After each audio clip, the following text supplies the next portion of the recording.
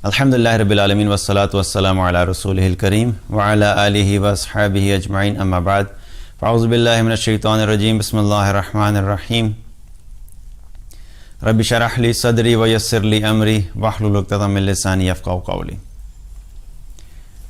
رمضان المبارک کے بارے میں ہم لوگوں نے پچھلی دفعہ جو بات کی تھی اس کی برکات اور اس کی فضیلت کے بارے میں، تو آج ہم لوگ اسی سلسلے میں بات کریں گے کہ رمضان کو ہم نے گزارنا کیسے ہے، وہ کیا چیزیں ہیں، وہ کیا اعمال ہیں جن کو ہم نے فوکس کرنا ہے، جن پہ ہم نے عمل کرنا ہے۔ تو یہ ہم سب کے لیے ایک ریمائنڈر ہے۔ بہت سی ایسی چیزیں ہوتی ہیں جن کے بارے میں ہمیں علم ہوتا ہے لیکن ہمارے ذہن میں نہیں ہوتے، لیکن جب اس کے بارے میں بات کرتے ہیں تو ہم سب کے لیے ایک ریمائنڈر ہو جاتا ہے اور ہمیں پتہ لگ جاتا ہے کہ ہم نے کیا کیا چیزیں کرنی ہیں۔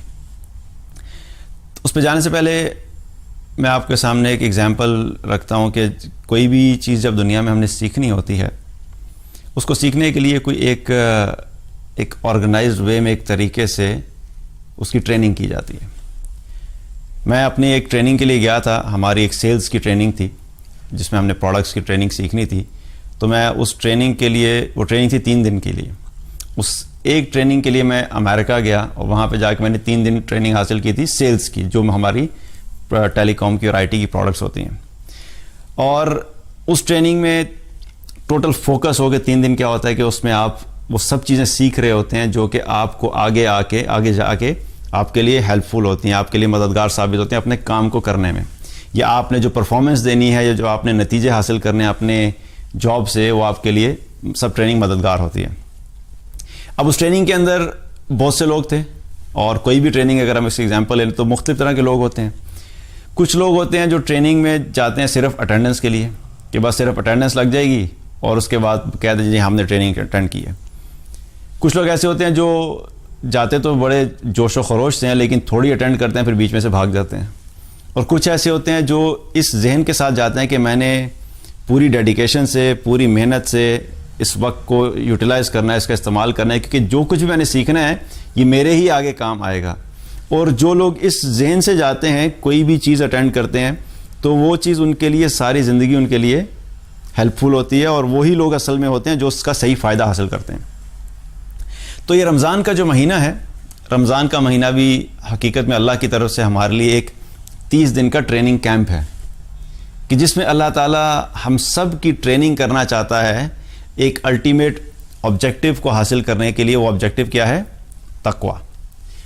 یا ایھا الذین آمنوا کتب علیکم الصیام کما کتب علی الذین من قبلکم لعلکم تتقون۔ تو یہ جو ایک لفظ تقوی ہے، اللہ تعالیٰ نے ان روزوں کا بھی جو کہ فرضیت بھی کی، اس کے بارے میں اللہ نے کہا اس لیے کیے تاکہ تم تقوی حاصل کرو۔ تو یہ جو 30 دن کا جو کہ اللہ تعالیٰ نے ٹریننگ کا جو ہمارے لیے ارینجمنٹ کیا ہوتا ہے، اس میں ہم نے ایک چیز حاصل کرنی ہے۔ اگر ہم اس چیز کو بھلا دیں گے تو ہم اس 30 دنوں کا وہ فائدہ حاصل نہیں کر سکتے جو کہ حقیقت میں ہونا چاہیے۔ وہ پھر ایسے ہی ہوگا کہ صرف لوگ روزے رکھ لیتے ہیں، وہ کہتے ہیں 30 کا عدد پورا ہو گیا، لیکن کیا اس روزہ رکھنے کی وجہ سے کوئی زندگی میں تبدیلی آئی؟ کیا کوئی فائدہ بھی حاصل ہوا؟ کیا اللہ کا قرب حاصل ہوا؟ کیا اللہ کی اطاعت حاصل ہوئی؟ کیا نبی صلی اللہ علیہ وسلم کی محبت حاصل ہوئی؟ کیا اللہ کی محبت حاصل ہوئی؟ کیا ہماری زندگی سے گناہ نکلے کہ نہیں نکلے؟ کیا ہماری زندگی رمضان سے پہلے جیسے تھی رمضان میں بھی ویسے ہی رہی اور رمضان کے بعد بھی پھر وہی شروع ہوگی؟ تو اگر کچھ بھی تبدیل نہیں ہوا تو آپ یہ سمجھ لیجئے کہ پھر رمضان کا جو فائدہ تو ہم نے حاصل نہیں کیا۔ تو یہ چیزیں میں رکھنی ہے کہ ہم نے اس کے مقصد کو سامنے رکھنا ہے، اور یہ تمام اعمال جو رمضان میں بالخصوص ہیں، وہ سارے اعمال رمضان کے اس مقصد کو حاصل کرنے کے لیے ہمارے لیے مددگار ہوں گے۔ تو ہر وہ عمل جو ہم کریں گے اس کا کنیکشن الٹیمیٹلی جا کے کہاں ملتا ہے؟ تقوی کے ساتھ۔ لعلکم تتقون، ہر عمل آپ کو تقوی کے قریب کرتا ہے۔ اور یہ وہ تقوی ہے، کیوں اللہ تعالیٰ نے اس تقوی کی خاطر یہ 30 دن دیے؟ کیونکہ یہ وہ تقوی ہے جس کا ہمیں دنیا میں بھی فائدہ ہے اور آخرت میں بھی فائدہ ہے۔ اور اللہ تعالیٰ نے چونکہ ہمیں بنایا تو اللہ تعالیٰ جانتا ہے کہ میرے بندوں کے لیے یہ بہت ضروری چیز ہے یہ تقوی، کیونکہ میرے بندے اگر بغیر تقوی کے میرے پاس واپس آ گئے تو ناکام ہو جائیں گے، اور میرے بندوں نے اگر تقوی حاصل نہیں کیا تو وہ دنیا میں بھی ناکام ہوں گے اور آخرت میں بھی ناکام ہوں گے۔ اس لیے اللہ تعالیٰ چاہتا ہے کہ ہم سب اس مقصد کو حاصل کر لیں، اور اس مقصد کو حاصل کرنے کے لیے اللہ تعالیٰ وقتاً فوقتاً اللہ تعالیٰ ہمیں ایسی اپرچونٹیز دیتا ہے تاکہ ہم اس کے ذریعے سے اس آبجیکٹو کو حاصل کریں۔ تو یہ چیز ذہن میں رکھنے کہ ان 30 دنوں کو ہم نے انشاءاللہ اچھے طریقے سے یوٹیلائز کرنا ہے. اب اگر ہم کوئی بھی چیز کرنے جائیں اور ہمیں پہلے سے تھوڑا پتہ ہو کہ ہمیں کیا کیا چیزیں کرنی ہے تو وہ ہمیں اس آبجیکٹیو کو حاصل کرنے میں آسانی ہو جاتی ہے. تو آج ہم صرف اسی بارے میں بات کریں گے, ہم ان اعمال کا تذکرہ کریں گے اور ہم صرف بہت ہی مختصر سی لسٹ کے طور پہ بات کریں گے. آج ہم ڈیٹیل میں بات نہیں کریں گے ان اعمال کے بارے میں کہ ہمیں ان کن کن چیزوں کے بارے میں فوکس کرنا رمضان میں. تو سب سے پہلی چیز جس پہ ہم نے فوکس کرنا ہے وہ کیا ہے؟ پہلا کام کیا کرنا ہے کہ روزہ رکھنا ہے. رمضان کا مہینہ اللہ نے کس لیے دیا ہے؟ تاکہ ہم روزے رکھیں. اگر روزہ ہی نہیں رکھیں گے تو پھر کیا ہے کہ باقی جتنے بھی اعمال کرتے رہیں آپ کو رمضان کا فائدہ حاصل نہیں ہو سکتا. اور رمضان کے روزے کے اللہ نے فرض کیے ہیں, کتب علیکم الصیام. تو جو چیز فرض کی جاتی ہے اس کا مطلب کیا ہے کہ وہ لازمی کرنی ہے, اور اس کو چھوڑنے کا مطلب کیا ہے کہ وہ اللہ کی نافرمانی ہے اور وہ کبیرہ گناہوں میں شامل ہوتی ہے. اقیم الصلاۃ, نماز قائم کرو.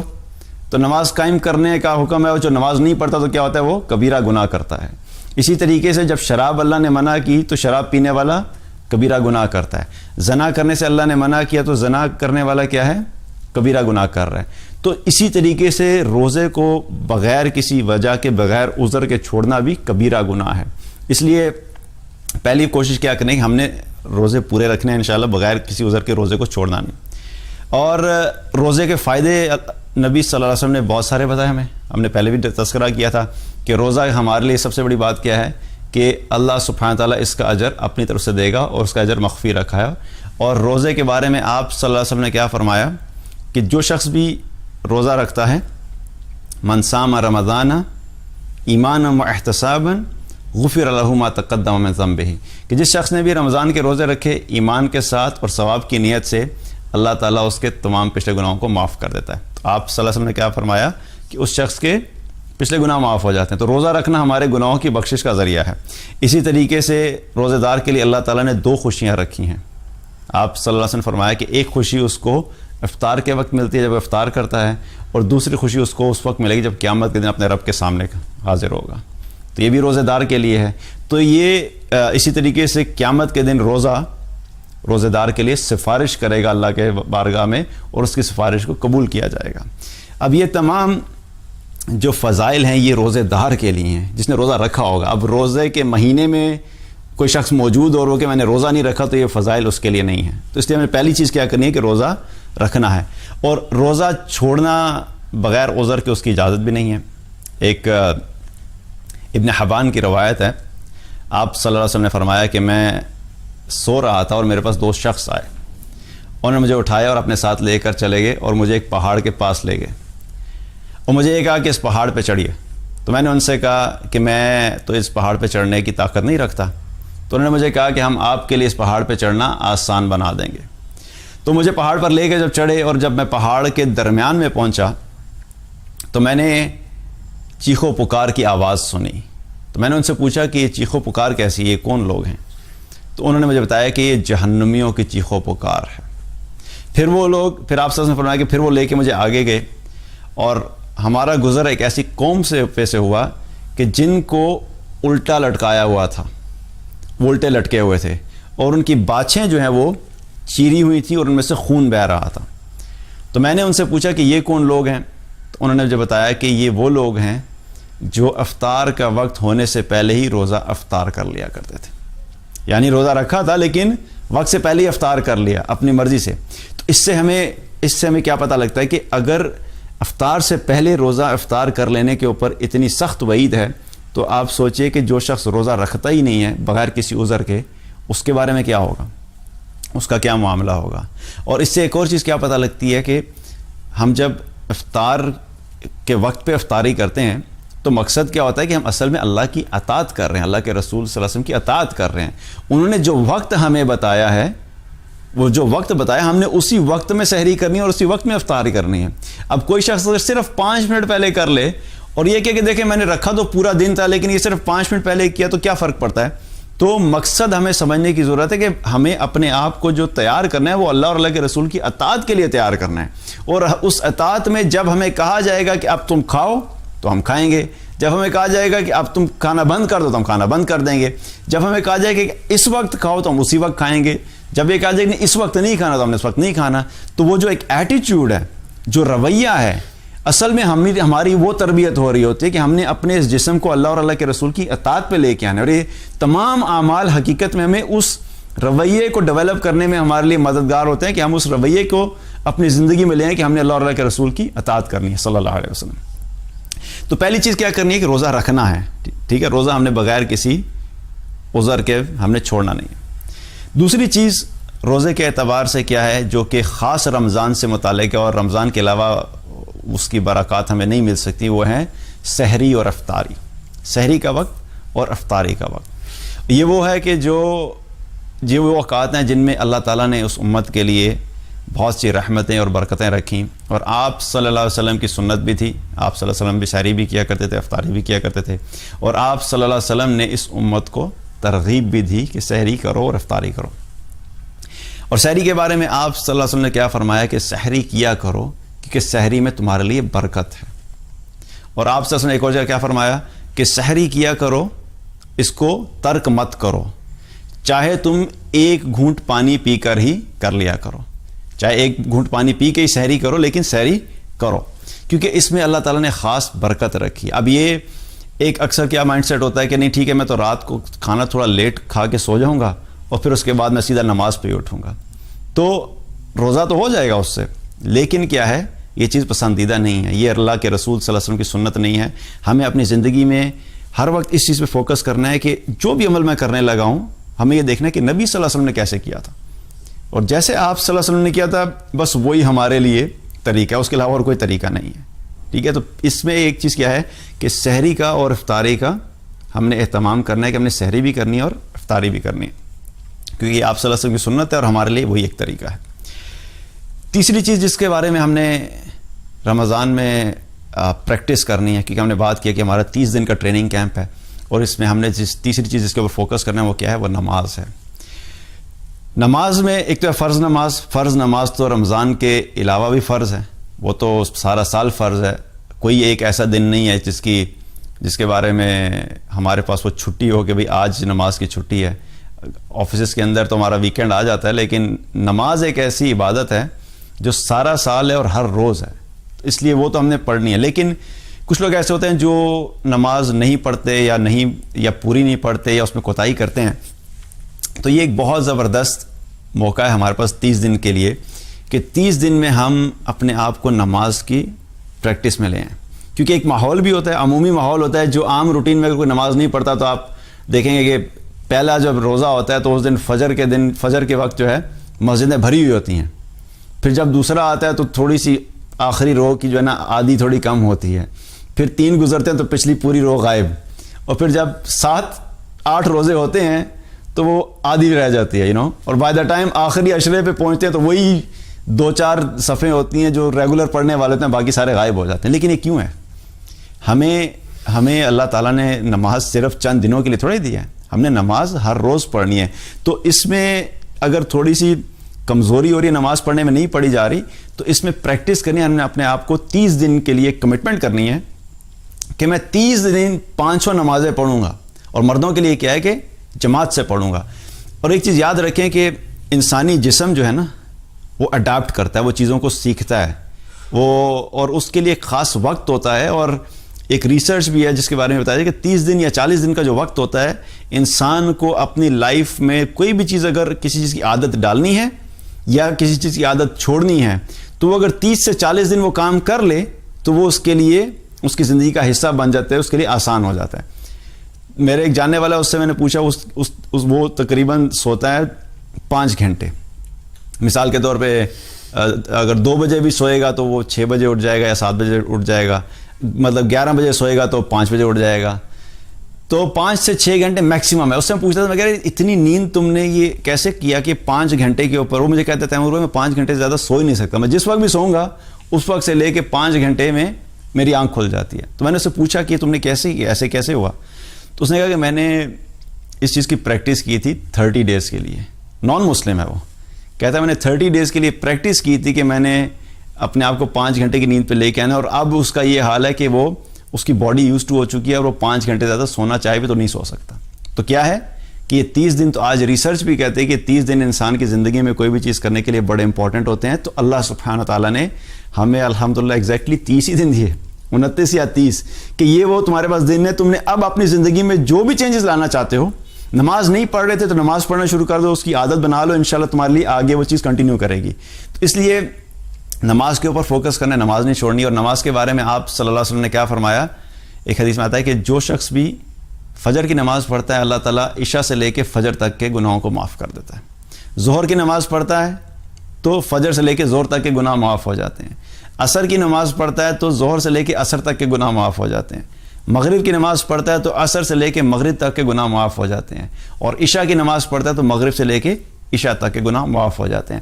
تو ہر نماز, ایک نماز سے لے کے دوسری نماز تک کا جو فاصلہ ہے, جو وقت ہے, اللہ تعالیٰ اس کے درمیان ہوئے تمام گناہوں کو معاف کرتا چلا جاتا ہے. تو یہ گناہ جو صغیرہ گناہ ہیں, تو جتنے صغیرہ گناہ ہوتے ہیں وہ اللہ تعالیٰ معاف کرتا رہتا ہے.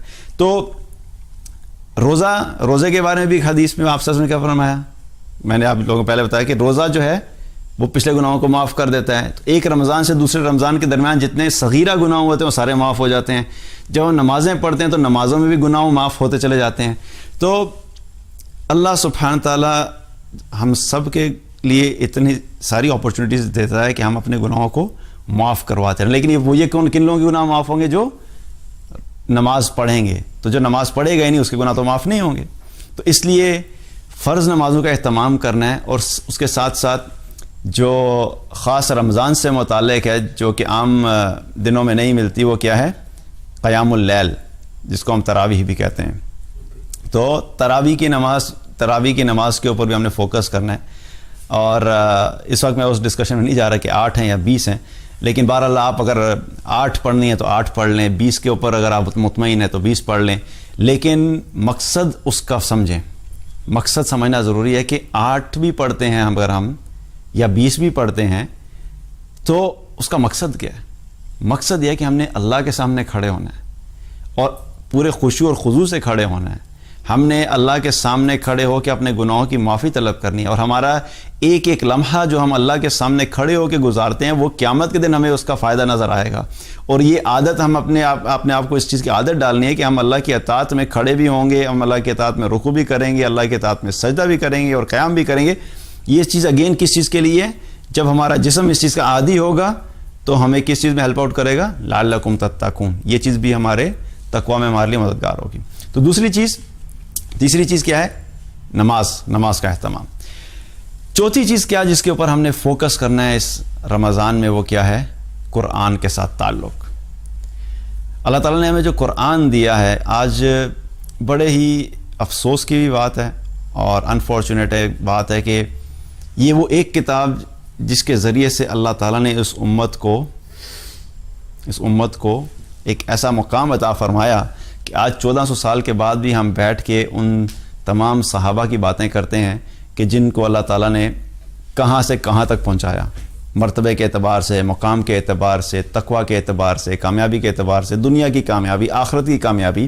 اور دنیا میں بھی اللہ تعالیٰ نے ان کو کتنا بڑا ایریا جو ہے اللہ تعالیٰ نے ان کو فتح نصیب فرمائی, اور بہت بڑے حصے میں اللہ تعالیٰ نے ان کے ذریعے سے دین کو پہنچایا. لیکن وہ کیا چیز تھی, قرآن اور سنت.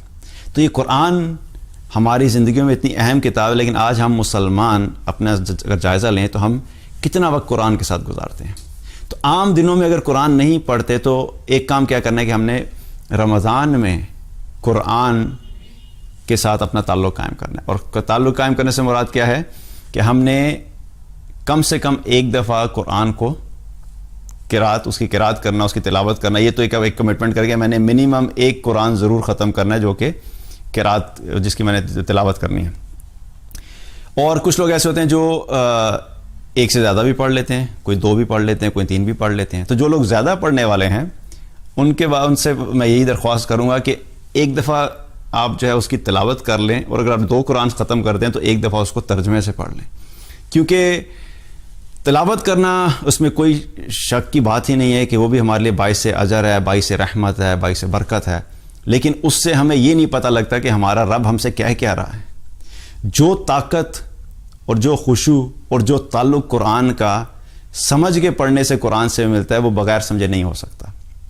کیونکہ آپ ایک چیز کو اگر سمجھتے ہی نہیں ہیں تو آپ کو اس کی طاقت کا اندازہ ہی نہیں ہو سکتا، ان الفاظ کی طاقت کا اندازہ ہی نہیں ہو سکتا کہ ہمارا رب ہم سے کیا کہہ رہا ہے۔ تو ایک چیز کیا کرنی ہے کہ ہم نے قرآن کے ساتھ زیادہ وقت گزارنا ہے، اور آپ صلی اللہ علیہ وسلم بھی، جبریل علیہ السلام جو ہیں آپ صلی اللہ علیہ وسلم سے قرآن سنا کرتے تھے، ہر سال آپ صلی اللہ علیہ وسلم جبریل علیہ السلام کو قرآن سنایا کرتے تھے، اور آخری سال میں آپ صلی اللہ علیہ وسلم نے جبریل علیہ السلام کو 2 دفعہ قرآن سنایا۔ تو ہر سال جتنا قرآن نازل ہو چکا ہوتا تھا وہاں تک کا قرآن آپ صلی اللہ علیہ وسلم جبریل علیہ السلام کو سنایا کرتے تھے، اور آخری سال میں 2 دفعہ سنایا۔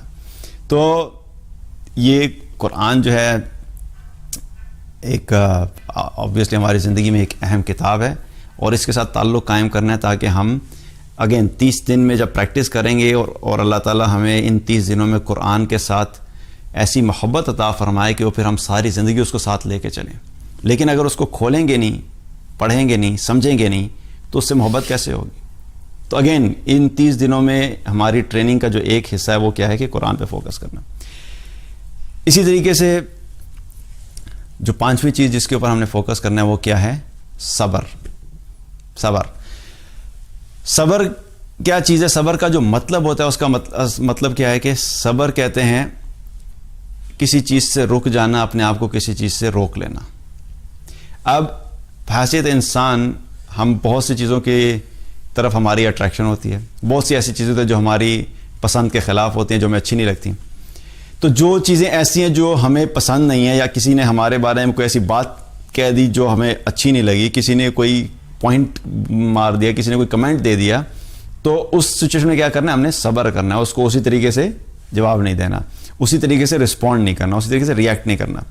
اسی طرح نیکیوں کے اوپر بھی صبر ہے کہ جب ہم نیک اعمال کرنے لگتے ہیں تو کئی دفعہ ہوتا ہے کہ ہمیں اپنی زندگی میں سے کچھ نہ کچھ چیز قربان کرنی پڑتی ہے۔ صبح فجر کی نماز کے لیے اٹھنا ہے تو کیا ہے؟ نیند قربان کرنی پڑے گی، تو جب وہ قربان کرنی پڑی تو اس پہ صبر کریں گے۔ اسی طرح اللہ کی اطاعت کرنی ہے، کوئی ایسا فنکشن آ گیا جس میں آپ کو پتہ ہے کہ وہ شریعت کے مطابق نہیں ہے، اور لوگ بھی جنہوں نے بلایا وہ بڑے قریبی ہیں، آپ ان کو منع کریں گے تو ہو سکتا ہے ان کو برا لگے، تو وہ اگر برا لگے تو اس پہ بھی کیا کریں گے؟ ہم صبر کریں گے، کیونکہ ایک چیز جو اللہ اور اللہ کے رسول نے ہمیں کہی ہے ہم اسی طرح کر سکتے ہیں، اور جس چیز انہوں نے منع کیا ہم ان سے رکیں گے۔ اسی طرح گناہوں پہ بھی صبر ہوتا ہے کہ گناہوں سے بچنے کے لیے بھی آپ کو صبر کی ضرورت ہے۔ کسی بھی چیز کی طرف اٹریکشن ہوئی، اللہ تعالیٰ نے حکم دیا کہ اپنی نظروں کی حفاظت کرو۔ اب نظر کی حفاظت کرنے کے لیے آپ کو کہ بہت ہی اٹریکٹیو مردوں کے لیے عورت نظر آئی، عورتوں کو مرد نظر آئے، تو اپنے آپ کو روکنا ہے اس چیز کے لیے، تو کیا ہے؟ اس پہ بھی صبر کرنا پڑے گا۔ تو معاشیات جتنے بھی گناہ ہیں، آپ میوزک کی ایگزامپل لے لیں، آپ جو بھی گناہ کے کام ہیں ان کی طرف جب اٹریکشن ہوتی ہے تو ان سے اپنے آپ کو روکنے میں بھی کیا ہے؟ صبر کی ضرورت ہے۔ تو یہ صبر جو ہے ہماری زندگی کے ہر کام میں ہمارے لیے بہت ضروری ہے۔ اسی لیے نبی صلی اللہ علیہ وسلم نے کیا فرمایا روزے کے بارے میں کہ روزہ ڈھال ہے، روزہ ڈھال ہے۔ اور ڈھال کس لیے ہوتی ہے؟ جو شیلڈ ہوتی ہے وہ ہمیں ڈھال آپ سمجھتے ہیں کیا ہوتے ہیں؟ ڈھال کہتے ہیں شیلڈ کو۔ شیلڈ نارملی کہاں پہ یوز ہوتی ہے؟ زیادہ تر جنگوں میں استعمال ہوتی تھی کہ ایک ہاتھ میں تلوار ہے اور ایک ہاتھ میں کیا ہے؟ وہ ڈھال ہے۔ وہ کس چیز کے لیے استعمال ہوتی تھی؟ اپنے جسم کو پروٹیکٹ کرنے کے لیے کہ کوئی بھی اگر اٹیک کرے گا تو اس کو استعمال کیا جاتا ہے پروٹیکشن کے لیے، اپنی حفاظت کے لیے۔ تو روزہ ڈھال ہے۔ اب روزہ کس چیز کے لیے ڈھال ہے؟ کہ جو بھی گناہ موجود ہیں، جو بھی ایسی چیزیں موجود ہیں جو کہ گناہ کے کام ہیں، تو ان گناہ کے کاموں سے بچنے کے لیے ہمیں ایک ایسی ایڈیشنل شیلڈ چاہیے۔ تو رسول اللہ صلی اللہ علیہ وسلم نے کیا فرمایا کہ روزہ بھی ایک ڈھال ہے، تو اس ڈھال کو استعمال کرنا ہے ہم نے۔ تو یہ چیز کیا ہے کہ یہ بھی ہمارے لیے مددگار ثابت ہوگی ہمارے تقویٰ کو حاصل کرنے میں، کہ ہم نے صبر کے اوپر فوکس کرنا ہے اور صبر کی پریکٹس کرنی ہے۔ چھٹی چیز جس کے اوپر ہم نے فوکس کرنا ہے وہ کیا ہے؟ ذکر اور دعا۔ ذکر اور دعا، اللہ کا ذکر کرنا اور دعاؤں کا اہتمام کرنا۔ اور ذکر کے بارے میں آپ صلی اللہ علیہ وسلم نے کیا فرمایا کہ جو لوگ ذکر کرنے والے ہیں اور جو ذکر کرنے والے نہیں ہیں، ان کی مثال ایسے دی آپ صلی اللہ علیہ وسلم نے کہ ذکر کرنے والے اور ذکر نہ کرنے والے کی مثال ایسے ہے کہ جیسے زندہ کی اور مردہ کی مثال ہے۔ جو ذکر کرنے والا ہے وہ زندہ ہے، جو ذکر نہ کرنے والا ہے وہ مردہ ہے۔ تو ہم سب کیا زندوں میں رہنا چاہتے ہیں، مردہ میں شامل ہونا چاہتے ہیں؟ ہمیں سارے انسان چاہتے ہیں ہم زندہ میں شامل ہونا چاہتے ہیں۔ تو اگر زندہ رہنا ہے تو کیا ہے؟ ذکر کی ضرورت ہے. اور یہ زندگی سے مراد کیا ہے؟ جسمانی زندگی کی بات نہیں ہے، حقیقت میں یہ اندر کی روح کی بات ہو رہی ہے، کیونکہ اللہ کا ذکر اور اللہ کی یاد ہماری روح کو زندہ رکھتی ہے، یہ ہماری روح کی ریکوائرمنٹ ہے. تو یہ ہماری روح جب زندہ ہوگی تو حقیقت میں ہم ایک زندہ انسان ہے. لیکن اگر ذکر نہیں کریں گے اور روح ہی مر گئی تو ایک چلتا پھرتا جسم تو ہے لیکن وہ حقیقت میں وہ زندہ نہیں ہے. تو ذکر کا اہتمام کرنا، زیادہ سے زیادہ اللہ تعالیٰ کو یاد کرنا اور ان اذکار کا اہتمام کرنا، اس پہ بھی انشاءاللہ الگ سے ایک تھوڑی سی ڈیٹیل میں بات کریں گے کہ کیا کیا اذکار ہیں. اور اسی طریقے سے ذکر کے بارے میں ہی آپ صلی اللہ علیہ وسلم نے کیا فرمایا.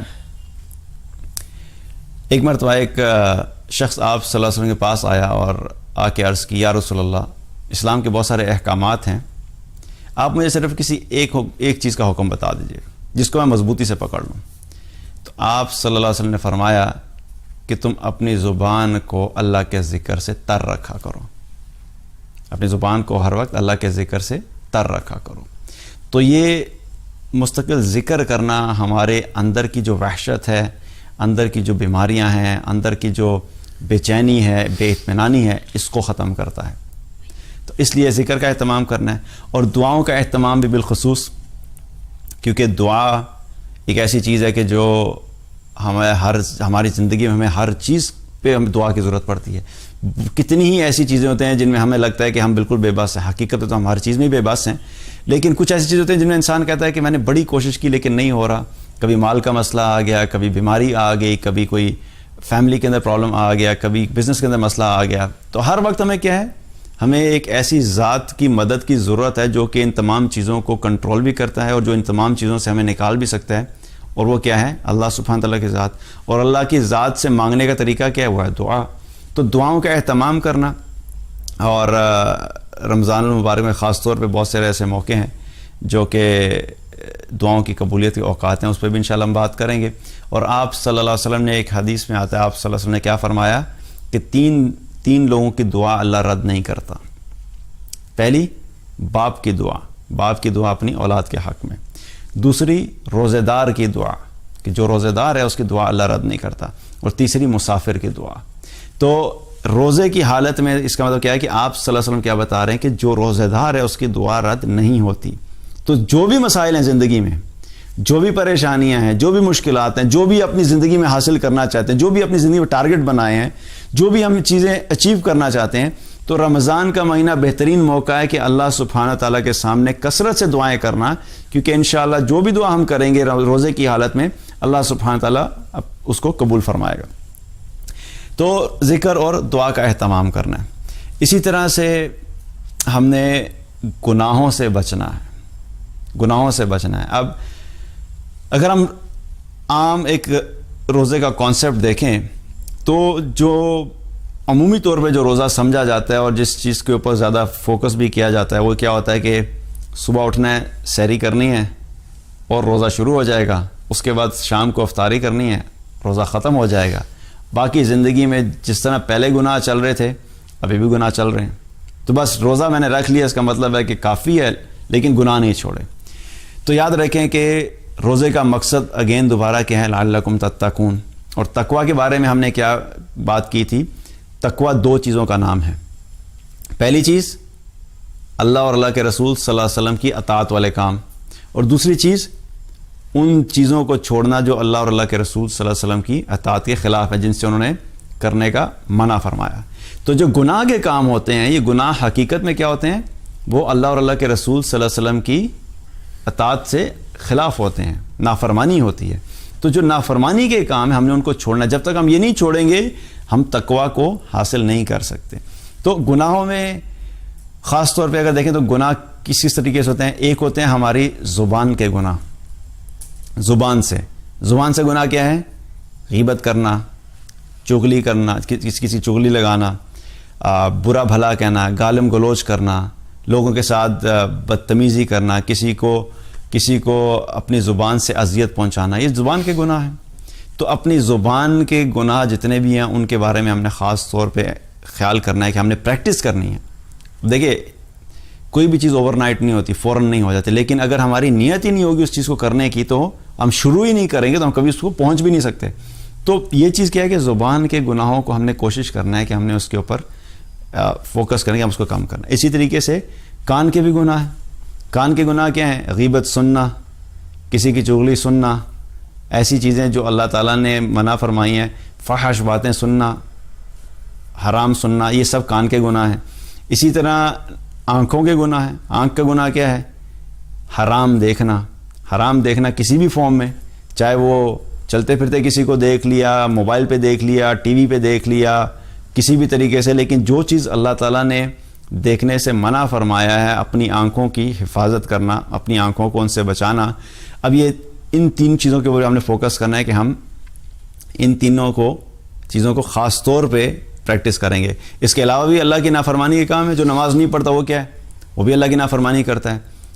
جو زکوٰۃ نہیں دیتا، جس پہ فرض ہے، وہ بھی اللہ کی نافرمانی کر رہا ہے. جو بھی اللہ کی نافرمانی کے کام ہے اور جو گناہ ہیں، ہم نے اپنے آپ کو ان گناہوں سے بچانا ہے اور اس کی پریکٹس کرنی ہے کہ بے شک ہم چند گناہ جو ہماری زندگی میں، ہر انسان کی زندگی میں گناہ مختلف ہوتے ہیں، ہر انسان ایک جیسے گناہ نہیں کرتا. تو جو بھی گناہ جس کی زندگی میں، ہم نے ان میں سے کوئی بھی ٹاپ کے اٹھا کے ایٹ لیسٹ ان کا لسٹ بنا لیں کہ ہم نے ان کو اوائڈ کرنا ہے اور ہم نے پریکٹس کرنی ہے کہ ان 30 دنوں میں اس گناہ کو نہیں کروں گا. تو گناہوں سے بچنا ہے. اس کے علاوہ جس چیز کا اہتمام کرنا ہے وہ کیا ہے؟ کثرت سے توبہ کرنا. کثرت سے توبہ کرنا، کیونکہ یاد رکھیے کہ ہم سارے انسان ہیں اور ہم سب بڑے کمزور ہیں. ہم جتنی بھی کوشش کریں، پوری کوشش کے باوجود کوئی نہ کوئی گناہ سرزد ہو جاتا ہے. ہم میں سے کوئی انسان یہ دعویٰ نہیں کر سکتا کہ میری زندگی میں کوئی گناہ نہیں ہے، کیونکہ جس دن ہم یہ دعویٰ کریں گے تو ہم زمین سے اٹھا کے اوپر بھیج دیے جائیں گے فرشتوں کی ساتھ، کیونکہ گناہوں سے پاک کون ہے؟ صرف فرشتے ہیں. انسانوں میں ہم لوگ گناہوں سے پاک نہیں ہو سکتے. تو جب بھی گناہ ہوئے ہم نے کیا کرنا ہے؟ کثرت سے توبہ کرنی ہے. توبہ کی بھی پریکٹس کرنی ہے ہم نے، کیونکہ یہ توبہ بھی ہماری زندگی میں بہت اہم ہے. اس چیز کو بھی ہم فوکس نہیں کرتے. ہم سمجھتے توبہ صرف زندگی میں کوئی ایک وقت آئے گا اور بس میں ایک دن توبہ کر لوں گا اور اس دن بات ختم ہو جائے گی. ہر روز توبہ کرنی ہے. آپ صلی اللہ علیہ وسلم دن میں 100 دفعہ اللہ کی بارگاہ میں استغفار کیا کرتے تھے. حالانکہ اللہ کے رسول صلی اللہ علیہ وسلم کے اگلے اور پچھلے گناہ سب معاف ہو چکے تھے، لیکن اس کے باوجود ہمیں بحیثیت امت یہ چیز سکھا کے گئے کہ ہر روز 100 دفعہ استغفار کرنا. اور جو بھی گناہ ہے، ابھی ہم نے جو پہلے بات کی کہ اللہ تعالیٰ ہمارے گناہوں کو معاف کرتا ہے، روزہ رکھنے پہ گناہ معاف، نماز پڑھنے پہ گناہ معاف، اور بھی بہت سارے ایسے اعمال ہیں جن پہ اللہ تعالیٰ گناہ معاف کرتا چلا جاتا ہے. لیکن وہ تمام گناہ کیا ہیں؟ صغیرہ گناہ. تو دیکھیے کہ ایک طرف تو صغیرہ گناہ معاف ہوتے جا رہے ہیں، لیکن کبیرہ گناہ جو ہیں وہ توبہ کے بغیر معاف نہیں ہوتے. تو ایک طرف ہم اپنے صغیرہ گناہ معاف کروا رہے ہیں، لیکن دوسری طرف اگر کبیرہ گناہ بڑھتے چلے جا رہے ہیں تو وہ ہماری ہلاکت کا سبب بنیں گے. تو کبیرہ گناہوں کے لیے توبہ لازمی شرط ہے. تو ہم نے ہر روز توبہ کی پریکٹس کرنی ہے. اس کا ایک طریقہ یہ ہے کہ پورے دن میں ہم ایٹ لیسٹ ایک چیز ارادہ کریں گے، ہم 2 نفل پڑھیں گے صلاۃ التوبہ. ہر روز 2 نفل پڑھیں گے، کسی وقت بھی پڑھ لیں گے، لیکن ہم وہ 2 نفل پڑھ کے اللہ کی بارگاہ میں توبہ کریں گے کہ یا اللہ جتنے بھی پچھلے گناہ ہوئے مجھ سے انہیں معاف کر دے. اور یاد رکھیے کہ سچے دل سے جو توبہ کی جاتی ہے اللہ تعالیٰ اس توبہ کو قبول کرتا ہے. قرآن میں اللہ تعالیٰ نے کیا فرمایا؟ الا من تاب وآمن وعمل عملا صالحا فاولئک یبدل اللہ سیئاتہم حسنات. اور جو کوئی بھی توبہ کرتا ہے، ایمان لے آتا ہے اور نیک اعمال کرنا شروع کر دیتا ہے، تو اللہ تعالیٰ نے کیا فرمایا کہ میں ان کے تمام گناہوں کو نیکیوں سے تبدیل کر دیتا ہوں. ایک تو گناہ معاف ہو گئے، اور اللہ کی رحمت کیا ہے کہ ان گناہوں کے بدلے میں اللہ نے نیکیاں بھی دے دیں. تو یہ کس چیز کی ہے کہ توبہ ہمارے لیے لازمی ہے. کبیرہ گناہوں کے لیے توبہ کرنا لازمی ہے. جہاں صغیرہ گناہ ہمارے اعمال سے معاف ہو رہے ہیں، ہم توبہ کی عادت ڈالیں گے تو انشاءاللہ ہمارے کبیرہ گناہ بھی اللہ سبحانہ تعالیٰ معاف کر دے گا. تو یہ عمل کہ کثرت سے توبہ کرنی ہے. اسی طریقے سے جس عمل کی ہم نے پریکٹس کرنی ہے ان 30 دنوں میں، وہ کیا ہے؟ ایک دوسرے کے ساتھ ہمدردی، باہمی ہمدردی، ایک دوسرے کا خیال رکھنا، اچھے اخلاق سے پیش آنا، مساکین کی مدد کرنا، جو بھی لوگ ضرورت مند ہیں ان ضرورت مندوں کے کام آنا. یہ بھی کیا ہے؟ یہ پریکٹس کیوں ضروری ہے؟ کیونکہ جس چیز کی انسان پریکٹس کرتا ہے اور کانشیسلی اور جانتے ہوئے اس کی کوشش کرتا ہے تو وہ اس کی زندگی کا حصہ بن جاتی ہے. اگر ہم اس کی پریکٹس ہی نہیں کریں گے تو ہماری زندگی میں کبھی آ بھی نہیں سکتے. تو اگین یہ 30 دن اللہ تعالیٰ نے جو دیے، ان 30 دنوں میں ہم نے کوشش کرنی ہے کہ اپنے اندر نرمی لے کے آنی ہے. عام دنوں میں جتنی ہے اس سے بھی زیادہ لے کے آنی ہے. کیونکہ اخلاق، دیکھیے اچھا اخلاق جو ہے نا، اچھا اخلاق ایسی چیز ہے کہ جس پہ اللہ تعالیٰ نے بڑا اجر رکھا ہے. اور ایک حدیث کا مفہوم ہے جس میں آپ صلی اللہ علیہ وسلم نے کیا فرمایا کہ اچھے اخلاق والا اس شخص کے درجے کو پہنچ جاتا ہے کہ جو شخص ساری زندگی تہجد میں گزارے اور ساری زندگی نفلی روزے رکھے. تو یہ اتنا بڑا کام ہے, ساری زندگی نفل پڑھنا, نفل نماز پڑھنا, اور ساری زندگی تہجد پڑھنا, اور نفل اور ساری زندگی نفلی روزے رکھنا. یہ کوئی آسان کام نہیں ہے, لیکن اگر کوئی کر بھی لیتا ہے تو آپ صلی اللہ علیہ وسلم نے کیا فرمایا کہ اچھے اخلاق والا اس کے مقام کو حاصل کر لیتا ہے. تو اخلاق کے اوپر فوکس کرنا ہے, نرمی کا معاملہ کرنا ہے. اور ایک اور حدیث میں کیا آتا ہے, آپ صلی اللہ علیہ وسلم نے کیا فرمایا کہ اللہ تعالیٰ نرم ہے اور نرمی کو پسند فرماتا ہے. تو اللہ بھی اس چیز کو پسند کرتا ہے کہ میرے بندے آپس میں ایک دوسرے کے ساتھ نرمی کا معاملہ کریں. اور باہمی ہمدردی میں ایک چیز اور امپورٹنٹ کیا ہے کہ جو بھی ضرورت مند ہے ان کے اوپر خرچ کرنا, صدقہ اور خیرات, اپنے مال میں سے اللہ کے راستے میں خرچ کرنا, مساکین پہ خرچ کرنا, ضرورت مندوں پہ خرچ کرنا, جو لوگ بیمار ہیں اور وہ اپنا علاج افورڈ نہیں کر سکتے ان پہ خرچ کرنا, جو بھی ضرورت مند ہے. اور خرچ کرنے والوں کے لیے یاد رکھیں کہ اللہ تعالیٰ کے دروازے صدقہ اور خیرات کرنے والوں کے لیے کبھی بند نہیں ہوتے. کبھی اللہ تعالیٰ ان کے رزق میں کمی نہیں کرتا, کہ اللہ تعالیٰ کا وعدہ ہے قرآن میں کہ جو لوگ بھی اللہ کے راہ میں خرچ کرتے ہیں اللہ تعالیٰ ان کو بڑھا چڑھا کے واپس کر دیتا ہے. تو باہمی ہمدردی, اچھا اخلاق, نرمی کا معاملہ, اس پہ بھی انشاءاللہ ہم تھوڑی ڈیٹیل میں بات کریں گے. اور آخری چیز جو کہ اس رمضان کے ساتھ خاص ہے اور اس کے علاوہ ہمیں مل نہیں سکتی, وہ کیا ہے؟ آخری عشرہ. آخری عشرہ, رمضان کے آخری 10 دن. تو یہ آخری 10 دن جو ہیں یہ بھی بہت اہم ہیں. نبی صلی اللہ علیہ وسلم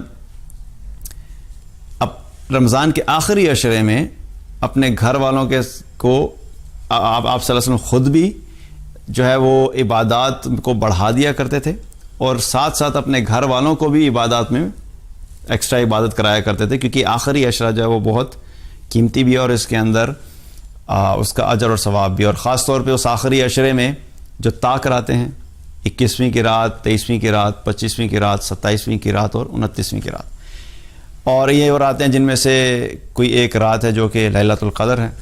تو اس لیے بھی ان خاص طور پہ ان طاق راتوں میں عبادات کا اہتمام کرنا, تاکہ اللہ سبحانہ تعالیٰ ہمیں ان لوگوں میں شامل کرے کہ ہم لوگ بھی ان لوگوں میں شامل ہوں کہ جس کو اس رات کی برکات حاصل ہوں. تو یہ وہ کام ہیں جو کہ جن پہ ہم نے فوکس کرنا ہے. تو ہم نے ٹوٹل 10 چیزوں کا ذکر کیا ہے. اس کو تھوڑا سا سمرائز کر لیتے ہیں. 10 چیزیں کیا کیا ہیں. سب سے پہلی چیز کیا ہے؟ روزہ رکھنا ہے, رائٹ. پہلی چیز روزہ رکھنا ہے. دوسری چیز سحری اور افطار کا اہتمام کرنا ہے. تیسری چیز نماز کا اہتمام کرنا ہے, نماز نہیں چھوڑنی. چوتھی چیز فورتھ قرآن سے تعلق قائم کرنا ہے. انشاءاللہ ہم نے قرآن کے ساتھ زیادہ وقت گزارنا ہے. پانچویں چیز صبر کی پریکٹس کرنی ہے. ہم نے صبر کی پریکٹس کرنی ہے, کیونکہ صبر پریکٹس کرنے سے ہی آتا ہے. چھٹی چیز ذکر اور دعا کا اہتمام کرنا ہے, کہ ہم نے ذکر اور دعا کے اوپر فوکس کرنا ہے. ساتویں چیز کیا ہے؟ ساتویں چیز گناہوں سے توبہ, گناہوں سے بچنا. ساتویں چیز گناہوں سے بچنا ہے ہم نے. آٹھویں چیز کیا ہے؟ توبہ, کثرت سے توبہ کرنی ہے. نویں چیز باہمی ہمدردی, آپس میں ایک دوسرے کے ساتھ ہمدردی کرنی ہے اور نرمی کا معاملہ کرنا ہے. اور آخری چیز کیا ہم نے بات کی؟ آخری عشرہ. آخری عشرے کے اندر انشاءاللہ عبادات کا اہتمام کرنا ہے. اور جس کو اللہ تعالیٰ توفیق دے اعتکاف میں بیٹھنے کی, وہ اعتکاف میں بھی بیٹھ سکتا ہے. اللہ تعالیٰ ہم سب کو اس چیز کی توفیق دے. تو اعتکاف کا بھی اہتمام کریں اگر جو بھی انسان یہ کر سکتا ہے. تو انشاءاللہ ان کے اوپر تھوڑا سا ہم ڈیٹیل میں بھی بات کریں گے آگے چل کے. اور اس لیے ہم بات کریں گے, ہم بار بار اپنے آپ کو ریمائنڈ کرائیں گے, تاکہ جہاں پہ بھی ہم اپنی ڈائریکشن سے ہٹ رہے ہیں ہم دوبارہ سن کے اس ڈائریکشن میں دوبارہ انشاءاللہ آ جائیں. تو اللہ سبحانہ تعالیٰ ہم سب کو اس رمضان کی تمام برکات عطا فرمائے, اور ہم سب کو رمضان ایسا گزارنے کی توفیق عطا فرمائے کہ اللہ سبحانہ تعالیٰ ہم سے راضی ہو جائے. اور یہ رمضان اس طریقے سے گزارنے کی توفیق عطا فرمائے کہ ہماری زندگیوں میں اللہ تعالیٰ وہ تبدیلیاں لے کر آئے جو کہ ہماری دنیا میں بھی کامیابی کا سبب بنے اور آخرت کی کامیابی کا سبب بنے. اور اللہ سبحانہ تعالیٰ ہم سب کو ہمت اور توفیق عطا فرمائے کہ تمام روزے ہم سنت کے مطابق رکھیں اور اس کے اندر تمام عبادات قرآن و سنت کے مطابق کر سکیں. اللہ تعالیٰ ہم سب کو عمل کی توفیق عطا فرمائے.